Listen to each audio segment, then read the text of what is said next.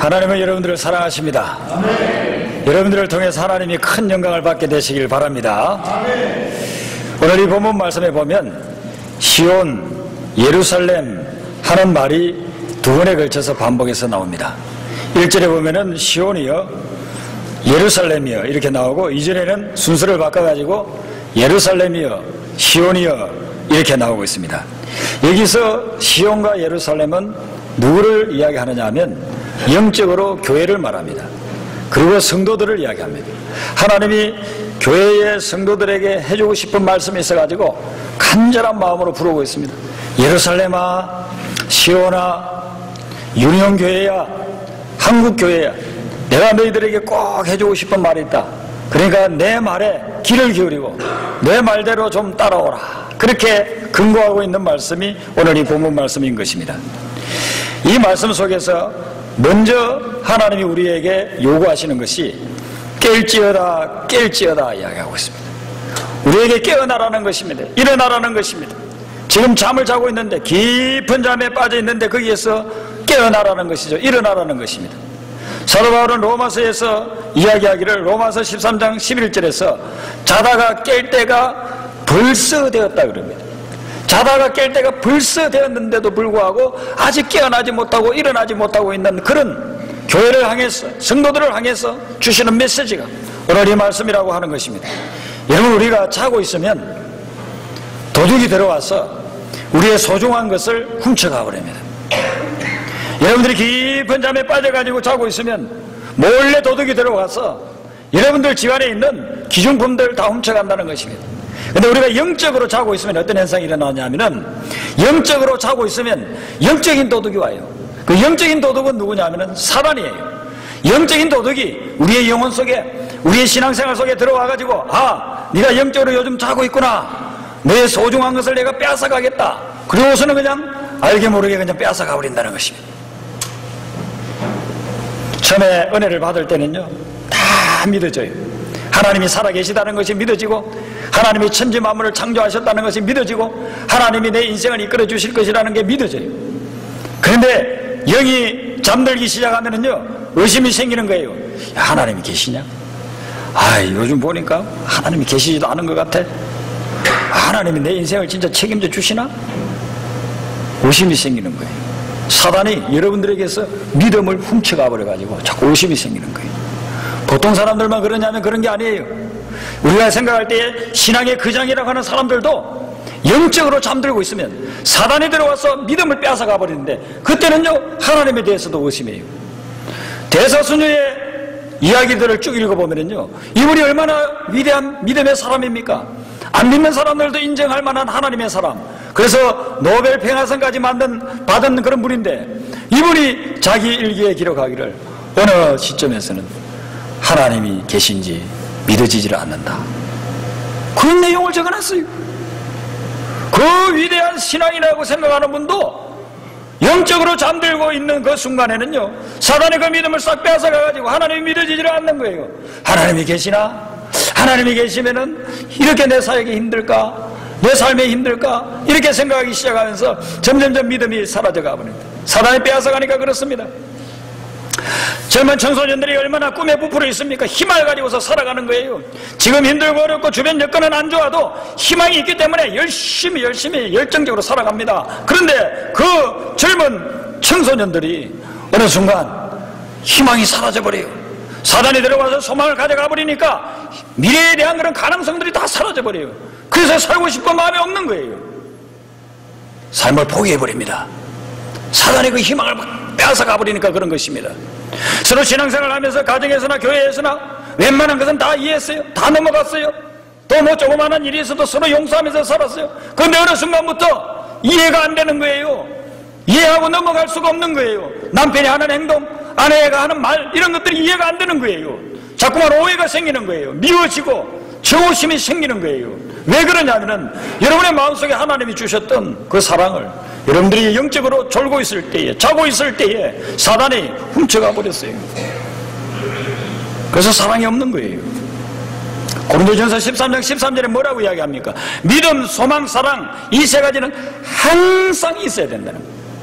우리 신앙생활 속에서 항상 있어야 될 것이 믿음이고 소망이고 사랑이라는 거예요. 그런데 내가 영적으로 잠들고 있는 동안에 사단이 와서 거기서 빼앗아가 보니까 믿음도 사라지고 소망도 없어지고 사랑도 메말라져 버리더라는 거예요. 그래서 우리 주님이 근거하는 거예요. 깨어라. 영적인 깊은 잠에서 깨어나라. 다시 믿음을 회복하고 소망을 다시 붙잡고 사랑에 깊이 들어가라. 그렇게 지금 도전해주고 있는 것입니다.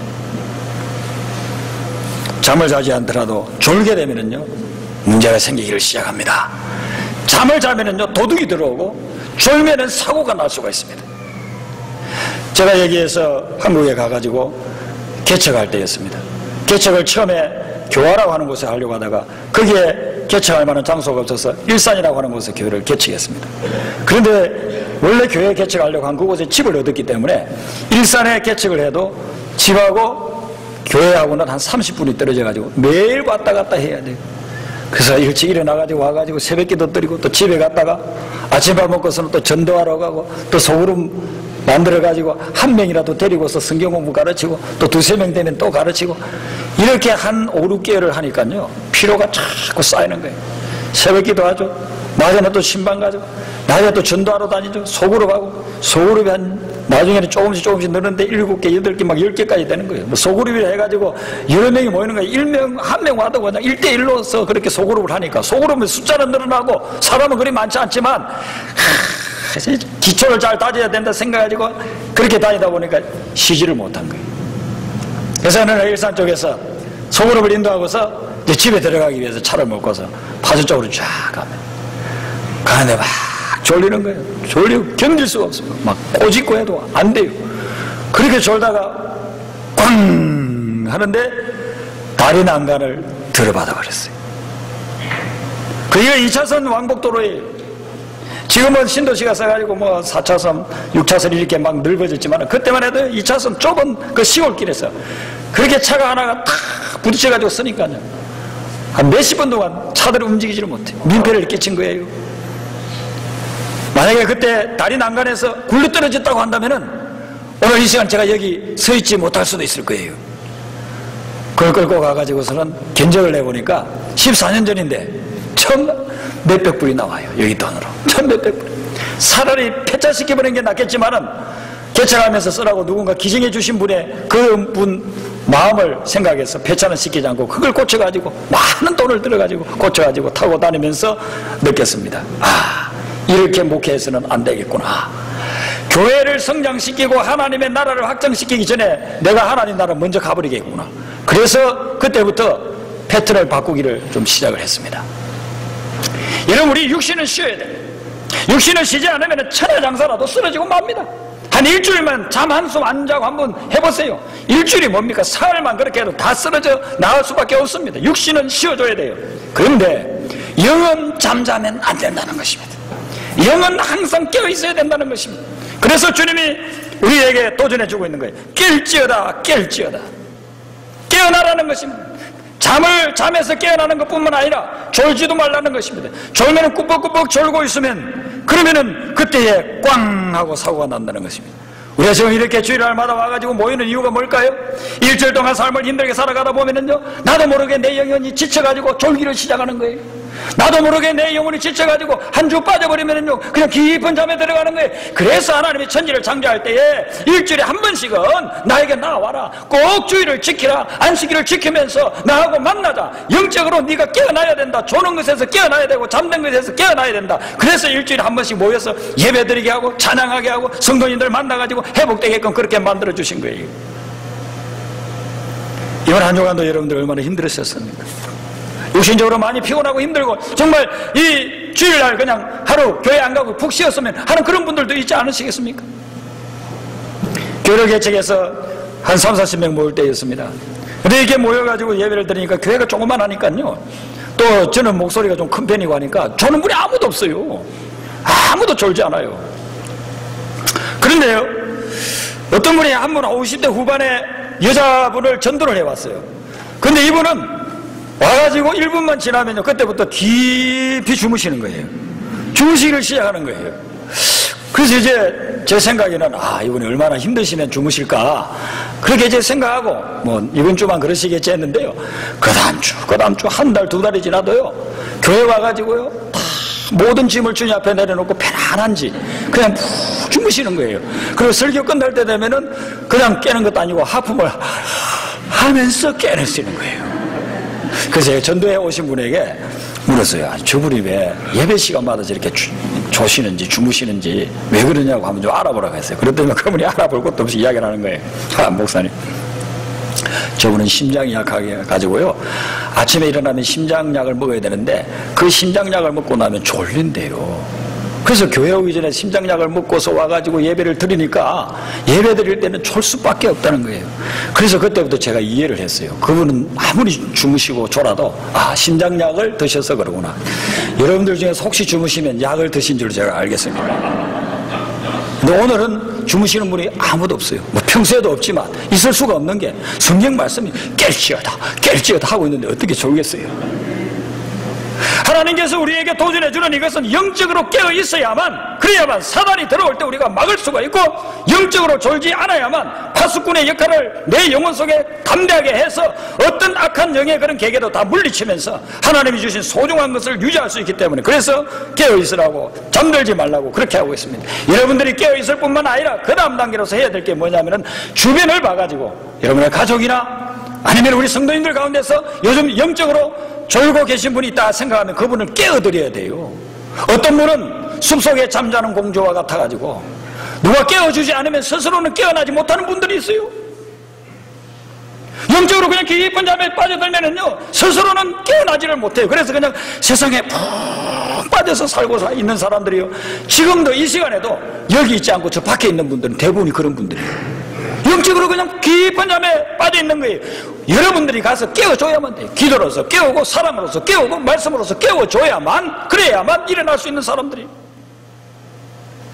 더불어서 여러분, 우리가 나아가서 오늘 이 말씀 속에서 두 번째 이야기해 주는 것은 뭡니까? 1절 상반절에 내 힘을 낼지어다, 그렇게 이야기를 하고 있습니다. 오늘 이 본문 말씀하고 똑같은 단어들이 나오는 구절이 이 바로 앞장에 이사야서 51장 17절에 나오고 있습니다. 제가 한번 읽어드리면 이런 내용입니다. 이사야서 51장 17절인데요, 여호와의 손에서 그의 분노의 잔을 마신 예루살렘이여 깰지어다 깰지어다 일어설지어다. 똑같은 말이 나오죠. 네, 우리가 52장 1절에서도 시온이여 깰지어다 깰지어다 내 힘을 낼지어다 그랬는데, 51장 17절에서는 예루살렘이여 깰지어다 깰지어다 일어설지어다. 그렇게 똑같은 말이에요. 어떻게 똑같은 말이 되느냐 하면요, 여기서 내 힘을 낼지어다 이 말하고 일어설지어다 하고 이 말이 같은 말로서 나오고 있다는 것입니다. 그럼 왜 일어나지 못합니까? 왜 힘을 못 쓰고 있습니까? 51장 17절에 보니까 그의 분노의 잔을 마신 예루살렘이에요. 분노의 잔을 마셨어요. 그리고 17절 하반절에 보니까 내가 이미 비틀거름치게 하는 큰 잔을 마셔 다 비웠도다. 큰 잔에 술이 가득히 들어있는데요, 그걸 전부 다 마셔버렸어요. 얼마나 취하겠습니까? 그러니까 이 당시에 하나님이 이스라엘 백성들을 볼 때에 이들이 영적으로 술에 취한 사람같이 그렇게 살아갔다는 것입니다. 술에 취해가지고 비틀거리는 거예요. 자기는 바로 가고 싶어요. 다 앞을 바라보면서 바로 가고 싶은데 취해놓으니까 자기 생각대로 안 되는 거예요. 갈질자가 되는 거예요. 왔다 갔다 하는 거예요. 그러다가 돌뿌리에라도, 조그마한 돌뿌리에도 걸리면 그냥 넘어지는 거예요. 가만 내버려둬도 쓰러져가지고 일어나지를 못하는 거예요. 그런 모습이 당시 이스라엘 백성들의 영적인 상태였다는 것입니다. 오늘날 한국교회와 오늘날 이민교회는 어떻습니까? 오늘날 한국교회와 오늘날 이민교회를 볼 때 이 이민교회와 한국교회가 정신 바짝 차리고 살아가고 있습니까? 정말 제정신으로 신앙생활을 하고 있습니까? 하나님이 볼 때 어떻게 판단하겠습니까? 이사야서 51장 17절까지 판단하지 말라는 법이 어디 있겠습니까? 오늘 한국교회를 하나님이 보실 때에, 오늘 이민교회를 보실 때에 네가 술에 취해가지고, 세상 술에 취해가지고, 죄악의 술에 취해가지고 비틀거리고 있구나. 교회여 일어나라, 깨어라, 힘을 얻으라. 그렇게 근거하지 않겠습니까? 저는 한국에서 오는 소식이 요즘은 두려워집니다. 왜 그러냐면은 세상의 제약은 100년 전이든 10년 전이든 다 있었잖아요. 그런데 교회에 대한 관련 기사만 딱 뜨면은요, 긴장이 되는 거예요. 또 무엇이 터졌나? 또 누가 쓰러졌나? 또 누가 이상한 행동을 했나? 여러분, 우리 주님께서 우리를 향해서 이야기하는 거예요. 너는 깨어나고 그 다음에 힘을 내라. 일어서라. 지금 주저앉아 있는 그 자리에서 일어서라고 그렇게 권고하고 있습니다. 술에 취하면은요, 정신적으로 마비 현상이 오는 거예요. 영혼과 정신이 마비가 되니까요, 그렇게 돼가지고 살아는 있어요. 지금 잠든 것도 아니에요. 분명히 깨어도 있는 거예요. 그런데요, 마비가 오니까 자기 의사 표현도 제대로 못하고 자기 의지대로 제대로 하지를 못하는 거예요. 그런 믿음의 사람들, 그런 교회 공동체를 향해서 오늘 이 말씀은 우리에게 도전해주고 있는 것입니다. 여러분들이 주무시고 일어나가지고 아침에 이제 직장에 가려고 탁 일어났어요. 일어났는데 손과 발이 마비가 되어가지고 일어나지 못한다면 얼마나 충격을 받겠습니까? 어제 저녁까지도 멀쩡했어요. 참 잘 자고. 그리고서는 일어나가지고서는 이제 샤워하고 가려고 하는데, 일어나려고 하는데 눈은 떴는데, 정신을 떴는데 팔다리가 움직이질 않아요. 마비에 들어왔어요. 얼마나 여러분들이 충격적이겠습니까? 지난주에 박준서 목사님이 오셔가지고 말씀을 전해주었습니다. 근데 이 박준서 목사님이나 그 사모님 제가 소개시켜드린 대로 두 분 다 공부에는, 학식에는 둘째가라면 서러울 분들이에요. 정말 뛰어난 그런 분들, 열심히 공부하시고 머리도 좋으시고 세계적인 그런 학자들이라고 볼 수 있습니다.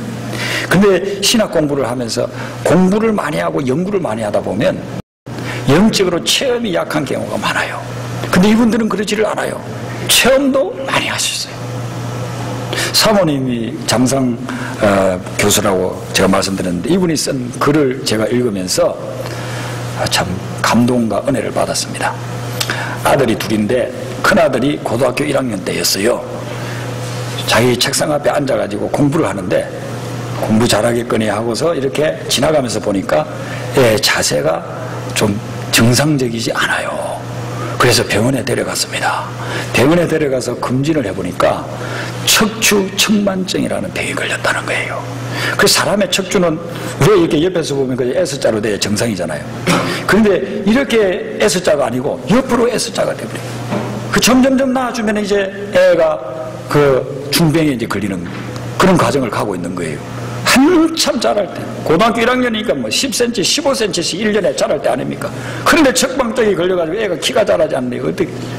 그래서 의사들하고 의논을 해보니까 일단 물리치료를 받아보셔야 돼요. 물리치료를 받는데도요, 낫지를 않아요.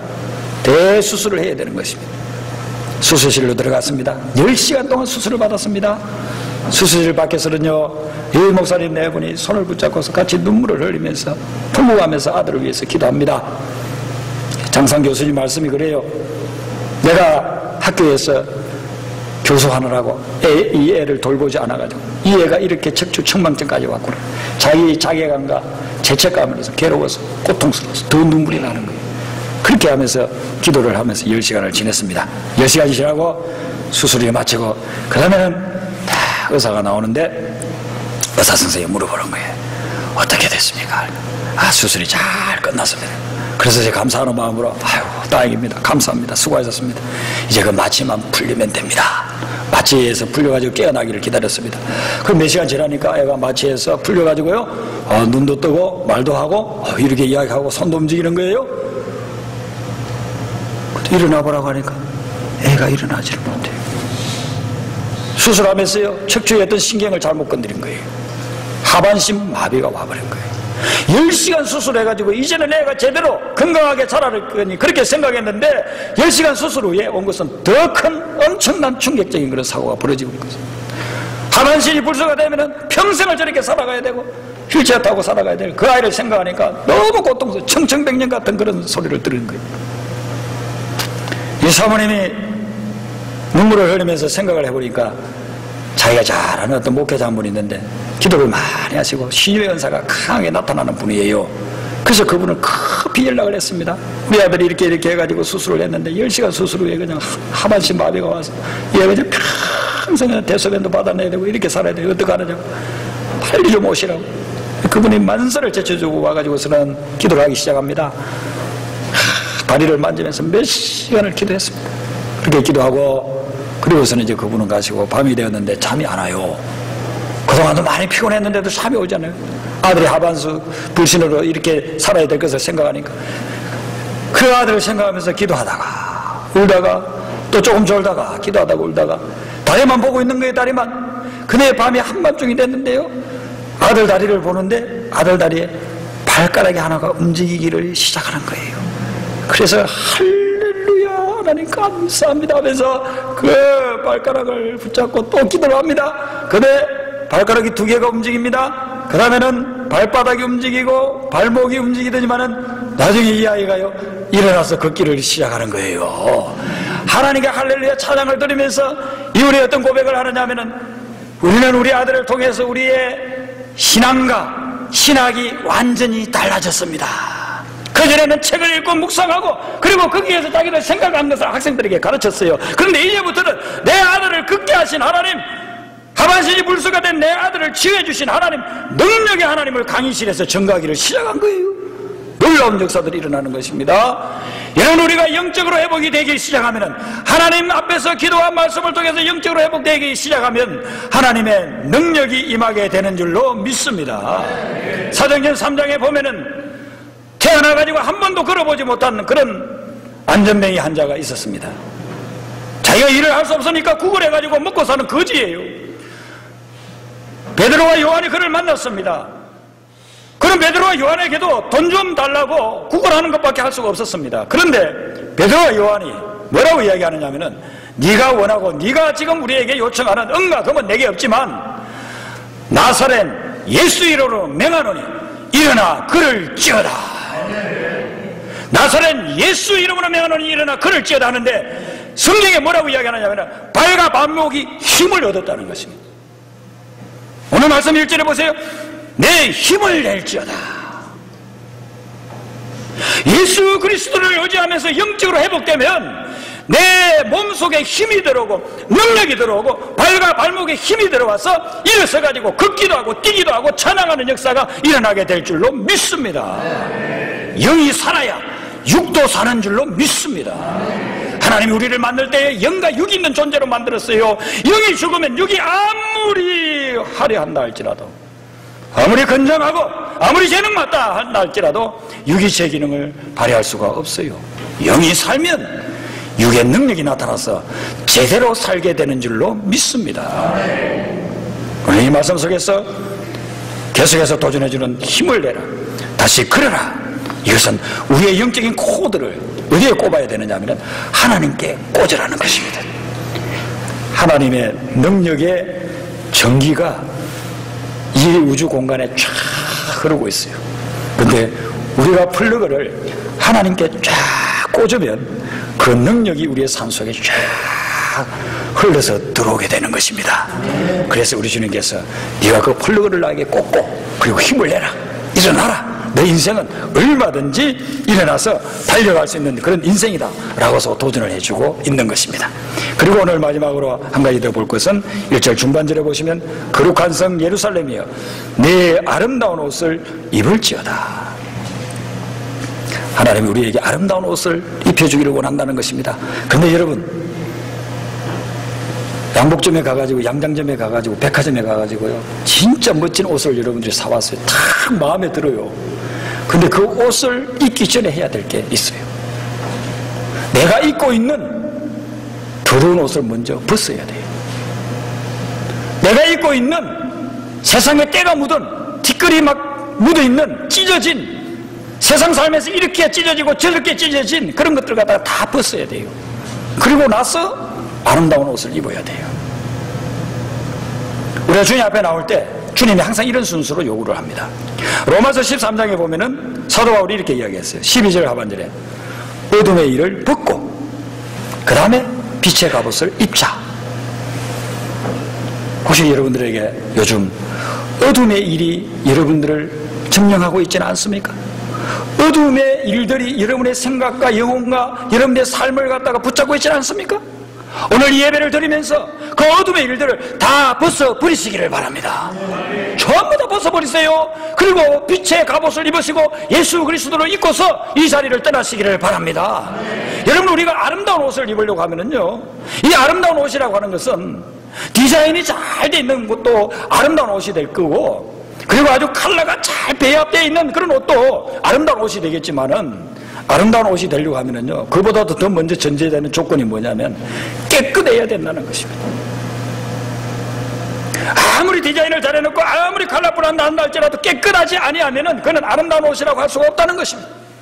그래서 우리는 주님 앞에 나와가지고 나를 세탁을 해야 되는 것입니다. 세탁을 하고 또 찢어진 것을 수순을 해서 그것을 이제 깨끗이 빨아서 달아서 입게 될 때에 그게 아름다운 옷이라고 하나님이 인정을 해준다는 것이죠. 여러분의 삶 가운데서 찢어진 것이 있을 것입니다. 누군가의 말을 들었을 때에 여러분들의 감정이 찢어졌어요. 그래서 상한 감정을 가지고 살아가고 있는 거예요. 근데 주님이 보실 때는 너 그 상한 감정을 좀 벗어야 되겠다. 내가 더 아름다운 옷을 너에게 입혀주고 싶다. 여러분들이 이렇게 저렇게 살면서 삶에 부딪히면서 많이 상한 그런 부분도 있을 뿐만 아니고 또 세상에 때가 더더더 묻었습니다. 때가 묻어가지고 이거 목욕하지 않고서는 견딜 수 없는 그런 상황에 이르는 분도 있을 것입니다. 다 벗어야 됩니다. 그리고 세탁을 해야 됩니다. 요즘 새벽에 우리가 요한복음을 묵상을 하고 있는데요, 요한복음 3장에 보면 니고데모라고 하는 사람이, 이 사람은 바리새인이니까 율법의 학자, 학식 있는 학자입니다. 그리고 그는 지도자라고 했습니다. 유대교의 국회의원과 마찬가지 그런 이스라엘의 그런 지도자예요. 근데 이 사람이 예수님을 만나고 싶은 거예요. 찾아와가지고 예수님 앞에 이런저런 이야기를 합니다. 내용은 뭐냐면 자기가 구원받고 싶고 자기가 하나님 나라 들어가고 싶다는 거예요. 예수님이 그것을 간파하고서 이야기 안 합니다. 네가 거듭나지 아니하면 하나님 나라에 들어갈 수 없다고. 그러니까 이 사람이 그래요. 어떻게 거듭납니까? 엄마 뱃속에 들어갔다 다시 나와야 됩니까? 어떻게 거듭납니까? 너는 뭐 학식도 많고 너는 뭐 위대한 지도자고 그렇게 하면서 그런 것도 모르냐? 거듭나는 것은 뭐냐 하면은 물과 성령으로 거듭나야 하나님 나라에 들어갈 수 있다고 했습니다. 자, 여러분, 우리가 하나님 나라에 들어가야 되는데 이 구절을 여러분들 잘 이해를 하고 있습니까? 물과 성령으로 거듭나지 아니하면 하나님 나라에 들어갈 수 없다. 다르게 말하면 물과 성령으로 거듭나야 하나님 나라에 들어간다고 했는데, 여러분들은 물과 성령으로 거듭나서 지금 하나님 나라를 누리고 있습니까? 뭐 하나님 나라는 그냥 뭐 설교자들이 이야기하고 목회자들이 이야기하는 것이 그 막연한 것이지 뭐가 그걸 또 누리고 뭐 그런 걸 물어보느냐. 여러분들이 만약에 하나님 나라를 누리지 못하고 신앙생활을 하고 있다고 한다면, 교회 오고 있다고 한다면 여러분들은 진짜 가져야 될 것을 놓치고 살아가고 있는 거예요. 여러분은 엄청나게 손해보고 있는 것입니다. 여러분들이 지금 삶 속에서 하나님 나라고 나는 그리가 멀어 이렇게 살아가고 있다고 한다면 여러분은 엄청난 손해를 보고 있는 거예요. 여러분 시간을 투자해서 왔어요. 하나님 앞에 물질로서 헌물하면서 또 왔어요. 여러분을 재능으로서 봉사하면서 지금 살아가고 있어요. 그런데 만약에 여러분의 마음속에, 여러분의 삶 속에 하나님 나라 나는 몰라, 하나님 나라 누리는 건 나하고 상관도 없어, 그렇게 생각하고 살아가시고 있다고 한다면 여러분은 진짜 손해보는 것입니다. 우리 주님께서 우리에게 도전해 주셨어요. 물과 성령으로 거듭나지 아니하면 하나님 나라에 들어갈 수 없다, 누릴 수 없다. 성령은 여러분들이 잘 아시죠? 성령에 의해서 우리가 거듭나야 된다. 그럼 물이 뭘 이야기하느냐는 것이죠. 물을 통하지 아니하면 우리가 하나님 나라에 들어갈 수 없다고 했는데, 그럼 물이 뭐냐? 이 구절을 잘 이해하면 우리가 하나님 나라를 지금 이 순간부터도 누릴 수가 있어요. 물을 성경을 통해서 이렇게 살펴보면 물은 세 가지를 이야기를 해요. 첫 번째는 물은 하나님의 말씀이에요. 하나님의 말씀의 인도를 받아야 하나님 나라 들어갈 수가 있어요. 세상의 어떤 논리도, 불교의 가르침도, 공자의 교훈도 하늘나라로 인도하지를 못해요. 예수 그리스도를 통한 하나님의 말씀, 성경 말씀만이 여러분을 하나님 나라로 인도하는 줄로 믿으시기를 바랍니다. 그 다음에 두 번째로 이 물은 뭘 이야기하냐면은 예수님께서 십자가에서 흘리신 보혈이에요. 이 보혈은 믿는 자에게 어떤 죄를 지었더라도 그 죄를 깨끗이 씻어줄 수 있는 능력이 있어요. 그래서 우리가 예수님의 보혈을 믿고 나오면, 예수님이 십자가에서 흘린 피를 믿고 내 죄를 용서해 주신다고, 내 죄 때문에 저 십자가에 달려서 피를 흘리셨다고 믿으면, 믿는 순간 영적으로 여러분의 모든 죄악을 하나님께서 깨끗이 씻어주시는 것입니다. 예수님의 보혈이 물인 것입니다. 세 번째는 뭐냐면은 회개의 물세례가 물입니다. 그런데 이 회개의 물세례를 이해할 때 여러분들이 제대로 잘 이해해야 돼요. 세례받는 분이 있으면 교육을 하고 문답을 해가지고 여기에 와서 세례를 베풀어요. 성부와 성자와 성령의 이름으로 내가 누구누구에게 세례를 베풉니다. 그러면 내가 예수 믿지 않아도, 내가 하나님의 존재에 대해서 부인해도, 그래도 그냥 여기 와서 물로 세례 받으면 구원 없느냐? 그게 아니에요. 그거 오해하면 안 돼요. 사람들은, 어떤 사람들은 그렇게 이해한다니까요. 내가 뭐 예수 안 믿고 나는 예수님과 아무 상관도 없어도 그냥 여기 와가지고 물 세례만 받으면 구원 받는다고 그렇게 생각하는 사람들이 있어요. 그거 가지고 구원 받는 게 아니에요. 물 세례는 뭐냐면은 이런 거예요. 내가 말씀의 인도함을 받아가지고 예수님을 믿었어요. 또 예수님의 십자가의 보혈에 그 말씀을 들으면서 내가 죄를 갖다 고백했어요. 그리고서는 이제는 내가 세상 방식으로 살지 않고, 지금까지 살던 방식으로 살지 않고 예수님을 모시고 예수님 말씀을 따라 살리라. 그 결단을 혼자만 하면 모르니까 많은 회중들이 앉아 계신 데서 세례를 베풀면서 내가 이렇게 살기로 결심했습니다, 고백하는 것이 물세례예요. 물세례에 들어있는 뜻이 그거예요. 그냥 뭐 예수 믿든 안 믿든 상관없어. 적당한 코스를 받고 너무 세례 교육에도 참석했으니까, 그러니까 그냥 이번 주일에 3부에 와 세례 베풀게, 그렇게 하는 것이 아니라 내가 예수님의 말씀을 마음에 받아들이고 예수님의 십자가를 믿고 내가 회개하고, 그리고서는 예수님 말씀대로 이제는 살아가겠습니다, 그 결단을 하는 증거로 주는 게 물세례예요. 그 결단 자체가 참 중요하다는 것입니다.